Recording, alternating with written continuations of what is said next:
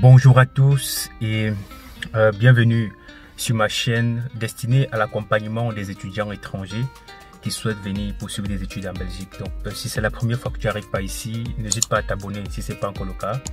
Ensuite de cliquer sur la cloche de notification pour être sûr que toutes mes prochaines vidéos tu dois les recevoir. Mais pourquoi pas de partager la chaîne avec tous ceux-là qui sont susceptibles de s'intéresser aux études en Belgique. Dans cette vidéo, je dois parler principalement des études en Belgique dans la partie néerlandophone, donc dans la partie flamande, c'est comme ça que ça s'appelle. Alors, j'ai récemment publié sur ma page Facebook que les admissions vont débuter le 1er novembre 2021. Généralement, de ce côté-là, les admissions commencent le 1er novembre et vont jusqu'au mois de mai, parfois juin de l'année qui suit. Donc c'est différent du côté francophone. Déjà, pourquoi cette différence? Tout simplement parce que du côté flamand, il y a deux rentrées. Il y a beaucoup de gens parfois qui me posent la question de savoir est-ce que je peux m'inscrire pour la rentrée décalée de février, et ils sont surpris que moi je leur fais comprendre que du côté francophone, il y a une seule rentrée, celle de septembre. Donc, si vous venez pour poursuivre des études en Belgique, dans la communauté française de Belgique, ou alors dans la partie francophone, sachez qu'il y a une seule rentrée, celle de septembre. Donc, pour la plupart des écoles qui sont affiliées à la fédération, à la communauté française de Belgique, autant pour moi, ils ont une seule rentrée, la rentrée de septembre de chaque année. Alors, si tu veux venir poursuivre des études en septembre, par exemple en septembre 2022, parce que là nous sommes déjà en octobre, fin octobre, début novembre 2021.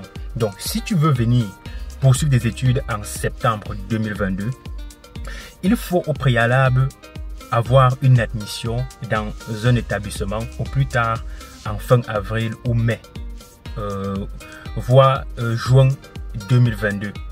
Le temps d'introduire la demande de visa, etc. Alors, du côté flamand, c'est différent. Ils ont un côté un peu... le système, c'est un peu un système anglo-saxon, donc un peu comme dans des pays anglophones. Il existe deux rentrées et c'est pourquoi, généralement, ils ouvrent des inscriptions un peu plus tôt, donc c'est-à-dire au mois de novembre et en février. Alors, ceux qui postulent en novembre sont retenus, ont la possibilité d'être en Belgique, voire en février 2022, ou alors dès le février de l'année qui suit pour pouvoir commencer cette rentrée-là. Ceux qui commencent à postuler à partir de février ont la rentrée de septembre de l'année en cours. Donc, les études de ce côté-là, comme j'expliquais, c'est un peu différent du côté francophone. Quelles sont donc les conditions? Parce que c'est la base, ou alors c'est le fondement même des démarches. Lorsqu'on veut venir poursuivre des études, que ce soit à l'étranger, que ce soit en Belgique ou ailleurs, quelles sont les démarches en ce qui concerne l'admission et quelles sont dans les conditions? La condition que tout le monde sait, c'est qu'il faut être titulaire d'un diplôme de fin d'études secondaires, d'un baccalauréat, d'un DCI, pour ceux qui obtiennent le baccalauréat anglophone. En plus maintenant de cela, il faut, ce qui est incontournable, écoutez bien, il faut un test de langue anglaise. Ça, c'est très important. Pourquoi? Parce que de ce côté-là, les études se donnent soit en néerlandais ou en anglais. Et d'ailleurs, c'est pas pour tous les cursus, hein, parce qu'il y a des cursus où c'est uniquement en néerlandais. Donc, si tu veux faire des études dans ce domaine-là, tu dois devoir faire d'abord peut-être une année de cours de langue néerlandaise avant de commencer les cours. Par contre, si tu veux, il y a des formations où on dispense en anglais. Mais pour cela, en plus de ton diplôme de bac, il faudrait que tu sois capable de justifier que tu maîtrises parfaitement la langue anglaise, parce que les cours seront dispensés en anglais. Donc ça, c'est incontournable. Dans le passé, lorsque un étudiant étranger était titulaire d'un DCI, il pouvait directement candidater dans une université de ce côté-là. Mais on s'est rendu compte que souvent le niveau d'anglais n'était pas très bon. Par conséquent, maintenant ils exigent. Donc, tu dois devoir faire des cours d'anglais. Pour ceux qui estiment qu'ils maîtrisent la langue anglaise, passez votre test. Donc, ça peut être le TOEFL, ça peut être le IELTS, Donc, une fois que vous avez ça, d'ailleurs, lorsque vous faites des recherches, que ce soit sur l'ensemble des universités du côté flamand, vous allez voir que il y a plusieurs types de tests de langue anglaise. Donc, en dehors des deux que j'ai cités, il y en a plusieurs. Il faut juste voir et vous rassurer que vous avez ce test-là.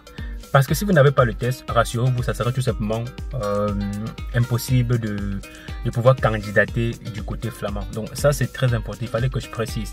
Maintenant, pour ce qui est des démarches, en ce qui concerne l'équivalence, vous pouvez faire l'équivalence du côté flamand. Et je parle vraiment de l'équivalence de la communauté française de Belgique. Le service des équivalences vous délivre une équivalence, mais cette équivalence-là n'est pas valable du côté flamand. C'est valable uniquement du côté francophone. Donc, c'est pas parce que tu as fait ton équivalence que tu vas croire qu'avec ça, tu iras du côté flamand faire des études. Non, tu peux refaire ton équivalence. D'ailleurs, c'est pas obligé, hein, parce que là-bas, les établissements peuvent vous accepter sans équivalence. Eux-mêmes, ils vont mettre un jury qui doit tout simplement analyser votre profil. Si vous correspondez, ils vous acceptent tout simplement. Il faut également savoir que de ce côté-là, les frais de scolarité ne sont pas les mêmes que du côté flamand, donc c'est un peu plus élevé. À l'université, les étrangers paieront environ, ça dépend, hein, ça va peut-être de 2 000 jusqu'à 6 000 euros en fonction des établissements. Et on s'inscrit en fonction des modules. Donc, si par exemple tu as 6 modules et qu'un module coûte peut-être 60 euros, tu fais x6, etc. Donc, c'est un peu comme ça que ça se passe là-bas. Et pour ce qui est également de la qualité des enseignements, rassurez-vous, lorsque tu sors diplômé du côté flamand, ça n'a rien à voir du côté francophone parce que la qualité des enseignements là-bas, c'est vraiment le top du top. Pourquoi? Parce que même quand tu regardes le classement des universités, que ce soit en Europe, que ce soit dans le monde, lorsqu'on parle de la Belgique, on commence d'abord par les universités flamandes. Donc ça, c'est très important. Alors, vous allez me poser la question de savoir comment faire pour être accompagné, comment faire pour être assisté. Si tu souhaites être assisté ou accompagné dans tes démarches pour des études de ce côté-là, n'hésitez pas à me contacter via WhatsApp au numéro qui s'affiche, donc plus 32 465 25 72 19. Ça, c'est pour l'accompagnement. Et d'ailleurs, je pense que dans les prochaines vidéos, je ferai l'effort d'entrer en profondeur j'essaierai d'entrer en profondeur pour ce qui est réellement des démarches, pour que vous puissiez faire ces démarches vous-même. Alors, sur ce, je ne vais pas être long. Merci d'avoir regardé cette vidéo et on se dit à très bientôt pour une autre vidéo.